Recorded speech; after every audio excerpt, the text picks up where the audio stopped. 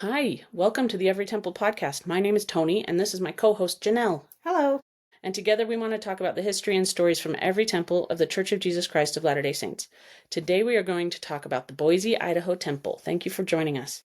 Every time a temple is dedicated to the Lord, the darkness pushes further back, prison doors are open, and light comes into the world. That is from President Spencer W. Kimball, who we're learning a lot about this season. Yeah. We're halfway through this season. I just want to point that out. Seasons mean nothing to anyone else but to me. It marks that we're getting through this. And this season, we're just doing 1983 to 1984. Like, it's a very fruitful season. Yeah. I'm just excited. 12 temples in 1983, 1984. That's awesome. But we should talk about conference. We just finished conference weekend last weekend. Yep. And there were no temples announced. I'm always glad when a temple is announced, but I'm also like, yeah, I get it. Like, let's focus on all the temples that are announced and let's build those. Yes, I feel like President Oaks is very much that kind of a guy. Yeah. He's gonna catch up before going crazy on some more. But Yeah. I did think they were honoring President Nelson by having the conference that he planned. And so I thought that would spill over into the temples he had planned to announce, but maybe not. Well, it made me wonder what the process for announcing temples was. Because I don't know, I feel like if they were going to announce more temples at the conference, they would have. Yeah. So maybe there wasn't a predetermined list? Yeah. I don't know. Maybe there wasn't. I don't know. I feel like one time he did do that. President Nelson did say, like, we're going to just pump the brakes and catch up for one conference. Okay. Maybe I'm misremembering that. But that's in my memory. But it's fine. Conference was great. Otherwise, it was wonderful. Yeah, awesome. And obviously, we didn't mention last time the passing of President Nelson. Yes. So we'll miss him. Yeah. He did announce 200 temples. Yeah. The most ever. He will hold that record for a very long time, I assume. Yep. Anything else? Maybe until the millennium. Yeah, maybe. Maybe he was just he loved to gather Israel. Yeah, he did have that as a really predominant theme. And I just love focusing on gathering Israel in all sorts of ways. Yep. So we'll be getting a new prophet probably this weekend, I would guess. I have no idea. I don't know. That's what everyone's speculating. Should we speculate wildly? Who are your picks for a counselor? Oh, wow. Okay. I think about that a little bit because I'm thinking Oaks could go all lawyers. The offices of Cook, Christopherson, and Oaks. Maybe Oaks would be first. Or he could stick with President Eyring and how about Elder Gong? Yeah, would be great. Would be awesome. Yeah. I don't know. All of them are awesome. Yeah, they're all great. Good choices. Yeah.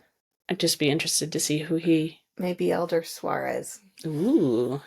Suarez and Gong. Yeah. International. Oh, yeah. I like it. Even though Elder Gong's American. Yeah, but... Sorry. Yeah, he is.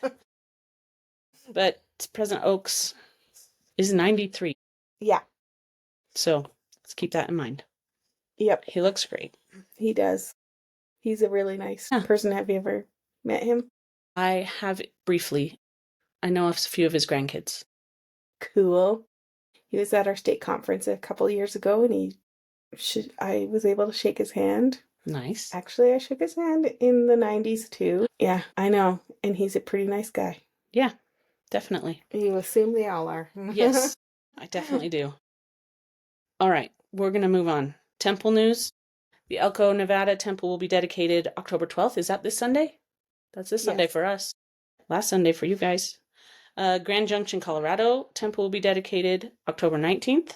That'll be exciting to get those two done. We've been talking about them for months. And then the Bahia Blanca, Argentina open house is going to be October 16th through November 1st. So if you're down there, make sure to go to that. 2 groundbreakings are coming up. The Kumasi, Ghana temple, Saturday, October 18th. And the Cape Town, South Africa temple, October 25th. Okay. And we just missed 2 groundbreakings. Last month, they did Lone Mountain, Las Vegas. It's northwest of Las Vegas Temple. But okay. And then they did the Fairbanks, Alaska at the end of September. Fairbanks is in the middle of Alaska. Okay. I've never been to Alaska. Where's the other temple in Alaska? Anchorage, and it's down at the coast, and that's one that they're rebuilding while it's still open. They're okay. like building a new, bigger one next to the other one while it's still open. Okay. Is it because they realized that they needed a bigger temple? I don't know if that's why, but it is bigger. It's going to be, it's going from 11,000 square feet to 30,000 square feet. Oh my gosh. So it's getting an upgrade, and I wonder if they just decided to do it next to it to keep it open, because that's the only temple in Alaska. Well, obviously, if they're going like that much bigger, it's being used. Yeah. I am surprised. Yeah, I think it's great. That'll be fun. Find out how many members there are there when we do that. Yeah. But not before then. I don't want to look it up before then. No spoilers. We're going to find out about Alaska when we get there. Yep. Okay, should we talk about today's temple? Yep. Okay. Is Idaho, I mean, if you need the history of Idaho, it was settled in the 1800s. They really wanted a temple starting in like the 1930s. Yes. And they had President Heber J. Grant come up and look at sites. These businessmen were like, we'll give you anywhere. They were going to give them land. Yeah, they were just going to give them land, just like bring a temple here so that yes. I guess so the city would grow and yeah. people would want to move there. Okay. It didn't happen. I know. I'm like, wow, they turned down land. They decided there were more members on the east side, yeah. And so they built Idaho Falls. Can't change history. It made me wonder, okay, well then, how did they acquire the land that the Boise Temple is on, but there wasn't any? Yeah, we didn't know anything about that. Yeah, they don't get into that. But they did pick anymore. A very interesting spot. It's like right off the freeway. Yes. Like the first thing you see. Yeah. When you take the exit. And apparently like near the airport, so it's kind of a beacon. Yeah. Some sort. The pilots can use it to find their way. We've heard that before. Yep. So it was announced finally, a temple for Boise, March 3rd, 1982. President Hinckley did the announcement under the direction of Spencer W. Kimball. And then the groundbreaking started on December 18th, 1982. They had 5,000 members come, which now I have the last one we read was 9,000 in Mexico City. Yeah. 5,000's decent, but it's not Mexico City. It's no Mexico City. And Elder Mark E. Petersen of the Quorum of the 12 presided at that. And this is the first temple of this style that we're going to see a lot of. I call it a tent style. This is the first one of this style? Yes. Because they did a lot of those ones that in the Pacific where it was kind of just a box. Okay. And this is the first, we're going to call it tent. Okay. Some of them have 6 spires. Some don't. But it kind of looks like tent pegs. Yeah, and there's going to be like 14 other temples that are like this one. Yeah. It's popular style. As they say, it was efficient to build and easy to adapt to different locations, and it looks great. I think it could look cathedral-esque if they do it right. Okay. I don't know, because some of them are 3 stories. Oh, really? 2 of them. Okay. So those ones. Some of them are taller. Yeah. Okay. They have assembly rooms. Well, I think the Portland one does, right? Yeah, and that's one of these. Yeah. But we haven't done the Portland Temple. No, we're not there. We're in Boise. Okay. So 14 of these tent-style temples. We'll talk more about them in the Is Frankfurt one of those? I think so. Okay, yeah. I'm just looking at the next 14 episodes, and I think that they mostly will be. Okay, so the next 14 episodes are going to be so boring because they're all the same? No. Everything's unique. Okay. Everything is special. It is not going to be boring. Everyone's different, and that's what makes them special. Awesome. But it is, so it is a sister temple to Dallas, Texas, and Chicago, Illinois. And I don't really know why they're saying a sister temple if 14 other temples are built like this. I agree. I don't know why either. Cool. We'll keep sussing it out as we get to Dallas. Is Dallas Chicago. the next one? No. Okay. It's not, but yeah, maybe we'll get into that more later. Maybe they're like the most similar, or maybe they were built at the same. No, they wouldn't have been built at the same time. Maybe it depends on the square footage. Yes, something. Yeah. So what they did is they had the font in the middle, and then in the back behind that was the celestial room, and then endowment rooms on the sides. So the front must have been offices and locker rooms. That's what I'm getting. Okay, we will get there. Yeah. At the open house, let's go to the open house. Okay. They had 19 days to have an open house, and they had 70,000 visitors. No, they expected about 70,000 visitors. Yes. And they ended up with 128,000 people. Yes. Or 129. Yes. So huge number of people came to the open house and converts. Yeah, it was like a huge missionary tool. So, like, okay, I read this little one about Joseph John, a non-member. He was driving past the Boise Idaho Temple during the open house, but he felt really drawn to see the building. And he says the car seemed to drive itself into the parking lot. And he's like, well, as long as I'm here, I might as well see what's going on. And so he, as he entered the temple, his intrigue continued to grow. And then 3 weeks later, he, I guess, was baptized. Wow. Yeah. So like, and then the mission president at the time said, this is the best missionary tool we've ever had. Like, that there was a dramatic shift in the missionary work around the temple. That's awesome. Open house, which it does happen, and it's really cool. Yeah, that's very cool. Yeah. We've seen that before. Yeah. 2 areas of the mission say they had 30 baptisms because of how people felt during the open house. Oh. Like they've gone through.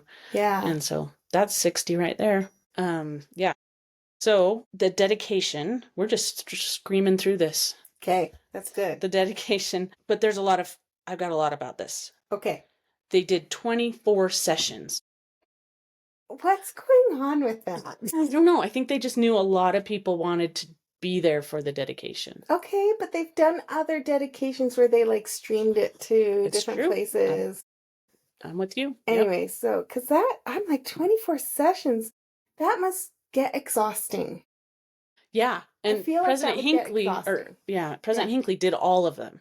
My goodness. 4 a day for 6 days. My gosh. Exhausting. He was like in his 70s. So that to me is like a lot. Yeah.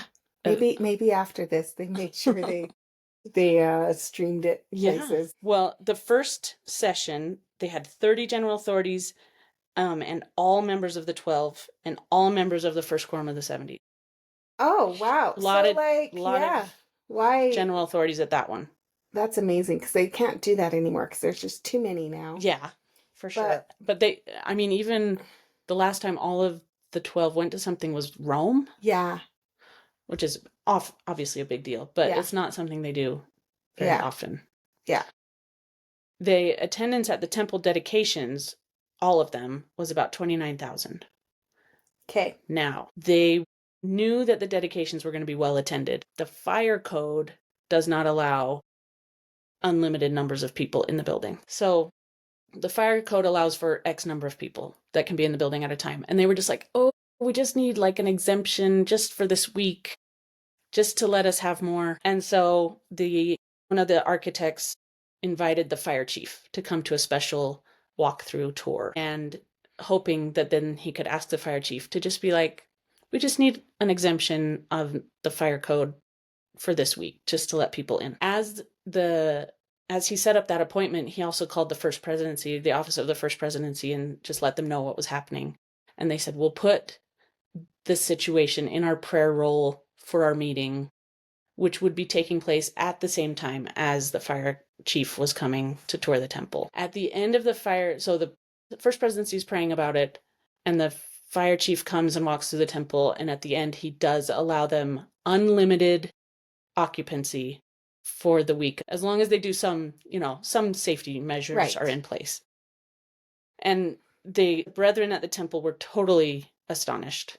And they sat down and prayed together in gratitude that this was allowed. And the First Presidency, they gave a lot of credit to the First Presidency pleading to heaven for their cause, and that it worked and everything was fine. So they had unlimited amounts of people. Yeah. 29,000 split into 24 different sessions, I guess. That's a lot. Yeah. I did not read that this temple had a assembly hall. It does not. Yeah. Yeah. So I think they did kind of the thing that they did in, I'm assuming, Switzerland, where they just like put chairs in whatever rooms they could with TVs. Yeah. But it does, like, if they're streaming it to those TVs, could they not stream it to a building? to a building I don't know, somewhere? maybe because they did that with Provo. They streamed it to BYU. Yeah. They have the capacity. I don't know. Sure. I don't know. Whatever. We didn't get the backstory It's all on that. done, and that's great. Yes. So let me read a bit from the dedicatory prayer. It was Gordon B. Hinckley, May 25th through the 30th, 1984. He said, "We rejoice in thy mercy, Father. Through the power of the Holy Ghost we have been granted great treasures of knowledge, even hidden treasures, as thou didst promise. Give us the strength to walk in faith, forgive our sins, and help us to live above our weaknesses. May all who attend the dedicatory services of this temple be imbued with desire and resolution to walk more closely with thee, to keep thy commandments, and to observe thy statutes, and so to conduct themselves as to be worthy of thy favor." Sorry, that was long. But I want to talk about this word treasure, because I think he picked that word on purpose. Boise is situated in Treasure Valley, is what they call it. This valley that the city is in is called Treasure Valley. Is it because it's so beautiful, or because they found treasures there? Let's say both. Okay. Don't fact check us on that. But yeah, I think they use this idea of treasure. I think that should be a temple nickname. If I was going to force one, Treasure Temple? the treasure house, the house of treasure, Okay. treasure temple. I don't know. But House of- there's going to be more temples in that valley, so Yeah. they should like, claim a nickname if they're going to. They have Meridian. Yeah, we'll get to that. Yep. Cool. Fun- Okay. Oh, I have a fun fact. Okay, go ahead. This is the only Idaho temple dedicated by Gordon B. Hinckley. Yes. And I read that fact and I'm like, okay. I'm like, there were only when Gordon B. Hinckley was alive, really, there was only two, wasn't there? I don't know. There's Twin Falls. That's later. Is it? I don't know. He was prophet. Well, he was dedicating temples for 40 years. Okay. I don't know when Twin Falls 30 was. years. I thought 30 Twin years Falls was recent, but it might be. But I guess it could have been okay. it just seems like there's a lot of temples in Idaho. There's also Spokane. Right. No, that's Washington. That's in Washington. Never mind. I just think like there's a lot of temples in, so there must be some dedicated by him, but there's not. In Idaho. Yeah. Yeah, that's all. Fun fact. That was a fun fact. You go ahead. After the temple was dedicated, it was operating at 102% capacity. And I don't really know what that means, but obviously it was a very, very used temple. And there must be like a lot of members in that area. I think from then until now. Yes. Anyways, so they had to renovate it just like 2 years after it was dedicated. It's where they made the baptistry bigger. They moved so I talked about where the baptistry was. Okay. They moved it into the new annex. So then I think they added maybe an endowment room or a ceiling room or something. Okay. And then because they got new offices and bigger maybe dressing rooms and cafeteria. Oh yeah, and at the cafeteria they got anyways. Yeah, there was so it just instantly needed to be bigger. Yeah. This also happens with these temples pretty regularly. That they needed to be bigger? Like immediately. Oh, it makes the comment about efficiency, like it makes me question that. I know. It's like they made this design to be efficient, but then they had to renovate it right away. I'm like, maybe you're just underestimating the people of Boise. I guess obviously they did. Yes. So they had another rededication in 1987. Yes. Yeah. Anyway, and then they rededicated it, or they renovated it again more recently in 2011. Yeah. And that was just like a glow up, like improved everything, redid the landscaping. Everything's new and nice looking. Yeah. I believe I have pictures of this temple. Yeah. Yeah. Okay, I did want to talk about it because it's really beautiful. Like the renovations they did in 2011 are really beautiful, and they have some really beautiful stained glass, which a lot of these temples do now. Yes. But yes, in the celestial room. In the celestial room. Yes, a gorgeous one in the ceiling. Yeah, in the skylight. But the baptistry too. Oh, yes, I have that too. Okay, and the baptistry, it looks like the font is a half circle to me. Do you have Let me see if I have a picture of it. Font? Yes. Okay. Yeah. Okay, it does look like Oh, you know what It looks like a half circle. Yeah, it's got one of these where you go in on one side and you come out the other side. So like a double entry. Sorry, everyone can look at these pictures on Instagram. Yeah. So you'd go in that side, I think. So there's Yeah. stairs into that side and then you'd come out on this side. But- So I do think it is half circle. Yeah. And that, I don't know if the oxen go all the way around, I would assume they do. but the font itself looks to me like a half circle. And I thought, Yeah. oh, that's interesting. I don't know. I didn't even look at it that close. That is very cool. But Yeah. then there's a beautiful stained glass of a woodland scene. Yeah. The stained glass, Holdman Studios, man. I know. It's amazing, isn't it? There are new, like, and they temple- have these art that look like they have light behind them. Yeah. Like, it's not glass art. That's what stained glass is, but art. That, Yeah. I don't know what they put It's that like on. backlit. Backlit. Yeah, it's really pretty. Yeah. Yeah, so everyone look at those pictures. It's gorgeous. And they put a new Moroni on as part of the renovation project. They did have a Moroni to begin with. They just got a new one.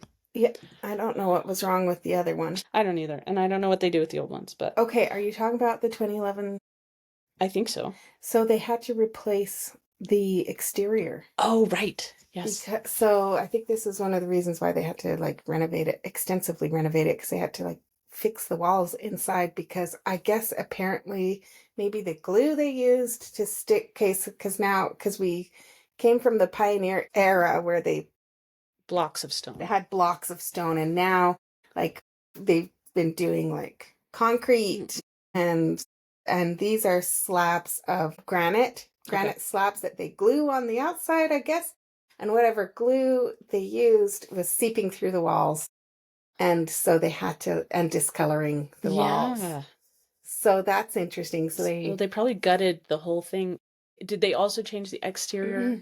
Yeah. So they had to take down, I don't know if they gutted it, but they had to take down walls and fix walls. And they put a new, I think they had more of a grayer granite. Yeah. And I think they made it lighter.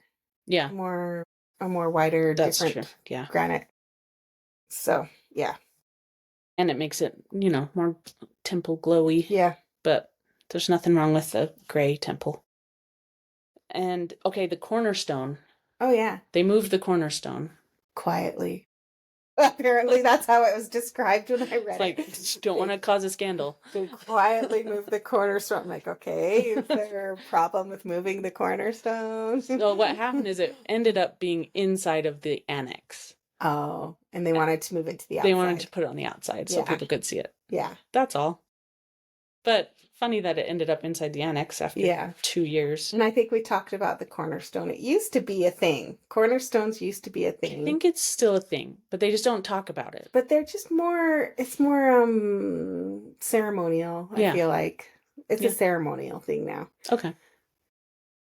I don't know why people do you go to the temple and try and find the cornerstone? Oh, maybe people do. Maybe we should start doing that. Somebody should start their Instagram account where they go to every temple and find the cornerstone. Yeah. Yeah. Well, that's what I'm going to be looking for in every temple now. I'm actually going to walk around it. I don't know where ours is in the Timpanogos temple. Next time I go, we're going to go find it. Go look for it. We'll go find it. I think it's on the back. Yes. Anyway. Did you read that when they were doing the renovation, the windows that were replaced, they reused, which I love when they do this. They crushed it and used it as art, in the new temples or in the new art. Yeah, I think Tom Holdman's a genius and he can do anything. Yeah, yeah. And really impressive. And they used the Idaho State Flower, which is the... Yes, syringa. Syringa. Okay, I looked that up because I was like, what's a syringa? Yeah. When you Google syringa, it says it's a lilac, but it's not. Okay. No, it is not a lilac. Well, a lilac used to be called a syringa. Okay. But the one that they reference as the Idaho State Flower is also called a mock orange. Okay. A mock orange blossom. So it smells like orange, but it's a white flower. Okay. It's a really pretty flower. Yeah. And it comes on a bush with a woody stem. I think that's why people call it like a lilac, because they are kind of the same bush. Okay. Relatively. But yeah.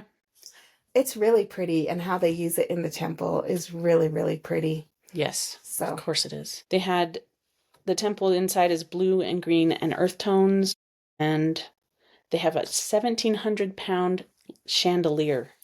is this Crystal chandelier in the celestial room? Yeah. Probably. They made sure to point out 15,000 points of this for the surrounding light to reflect off of. 15,000 little glass pieces. Which is amazing. Yeah. The chandeliers are always gorgeous. Always gorgeous. There's murals in the baptistry by Dale Jolly. And I feel like we've seen him before. He did something somewhere before. So those must be the backlit. I think so. Paintings and a that are very nice. Sky painted dome ceiling. Yeah, it's in the baptistry, right? That's what it says. Yeah, it's really I noticed that too, and I really liked that. Because the celestial room, they have a domed ceiling too that is stained glass with the blue and those white flowers, and it's really pretty. So they also have that in the baptistry then? In the baptistry, a domed ceiling, but it's painted like a sky. Cool. Yeah. All right, let's do that. I was paying attention to those pictures. I was not. I need to pay better attention. I did notice that the endowment room seemed to have not very many chairs, I thought. Oh, yeah. Well, it's 102% capacity. Yeah, that's what I'll have to renovate. Yep. It's got to be bigger. Okay. In this region, Boise is obviously the capital of Idaho and the biggest city in the state. There is another temple nearby. That's the Meridian Idaho Temple. And then there's one announced in April 2025, the Caldwell Idaho Temple. That's still in planning phases. These are all very nearby. Yeah. A little further east is the Twin Falls Temple, and then at the end of this year, the Burley Idaho Temple will have the open house, and it'll be dedicated in January. Okay. So those are all kind of close. Yeah, so many. Isn't that wonderful? So many members that are going to the temple and using it so that they need more temples. Yeah. Yeah. I think it's great. This temple has 16 stakes in its district, and they have about 25 sessions Tuesday through Saturday. Okay, so that current? That must be current. Okay. Because, so when it was rededicated in 2012, at that time, there was approximately 100,000 members from 31 stakes that it. Well, yeah, so I think since the Meridian Temple took some. But that would explain why at the time it was at full capacity, was because it was serving 31 stakes. Yeah, yeah. Real busy. Yeah. Okay. Now they've got more. So the open house. Yes. The open house was when it was rededicated. In 2011? Yeah. Was attended by over 11,000 people on the first day, which we've had more. We have, but that's still busy. Yes, but almost 170,000 in total. In how many days? Do you know, 2 weeks? I didn't say. It's usually 2 weeks. Yeah, I didn't. Oh, I have it here. It's almost a month. Okay. October 13th through November 10th, 2010. 2012. I know how to read things. Yeah. Yeah, that's a lot of people. Yep. I hope they brought their friends. I hope it boosted missionary work once again. Yes. All right, you ready for some facts and stats? Yep. Okay, this was announced March 31st, 1982. The ground was broken December 18th, 1982, so that's pretty quick. Dedicated May 25th through the 30th, 1984 by Gordon B. Hinckley. Rededicated February 14th, 1987 by James E. Faust. This says he only dedicated the addition. I don't know that it matters, but... in 1987? Yeah, I don't know. It's fine. And then the next rededication, November 18th, 2012 by Thomas S. Monson. It is unusual that President Faust did that one and not President Hinckley in 1987. Because he was doing everything. Yeah. Maybe he was just busy dedicating another temple. Yeah. Probably. Okay, the site is on 4.8 acres right next to the freeway. And it has 6 detached spires and an angel Moroni on the front one that's the tallest. Yeah, and there's only Washington, D.C. Temple and Salt Lake Temple that have 6 spires. At the moment. I mean, when this was built. Yeah. 4 instruction rooms, 4 ceiling rooms, and 1 baptistry. 35,800 square feet. It was originally 18,000 square feet. So they needed new space immediately. Yes, that was That's very awesome. small. 112 feet tall, and I assume that's the tallest spire. I have no idea. Or where the Moroni Yeah. is. Janelle, final thoughts. I think when they rededicated the temple in 1987, where they made a bigger baptistry, part of the dedicatory prayer was kind of geared towards that. I'll just read a little bit. Father, we see in our mind's eye the children who come to participate in this holy ordinance. We ask you to bless them, that they will come with humility of heart and with gratitude, that they will partake of the Spirit that is within this house, that it may plant within their hearts the desire to return when they receive more maturity, more years to receive their own endowments. And I thought that's exactly what I hope for my own children, is that they will feel the Spirit there as they do the baptisms and want more. Yeah. So I liked that. I love it. Thank you, Janelle. Yep. Thank you for being with us as we discuss the Boise, Idaho Temple. If you have more stories about this or another temple, please share it with us on our Instagram and Facebook pages at Every Temple Podcast. And if you learned something, please share this podcast with a friend. We are available on every podcast library. Follow us on Spotify, and you can leave comments, ratings, and reviews there as well. We will see you in the next episode where we talk about the Sydney, Australia Temple. Ooh. That's not a tent temple, I believe. If you want to learn more about why we build temples and the role they play in our religion, please visit churchofjesuschrist.org/temples. We are not sponsored by or affiliated with the Church of Jesus Christ of Latter-day Saints.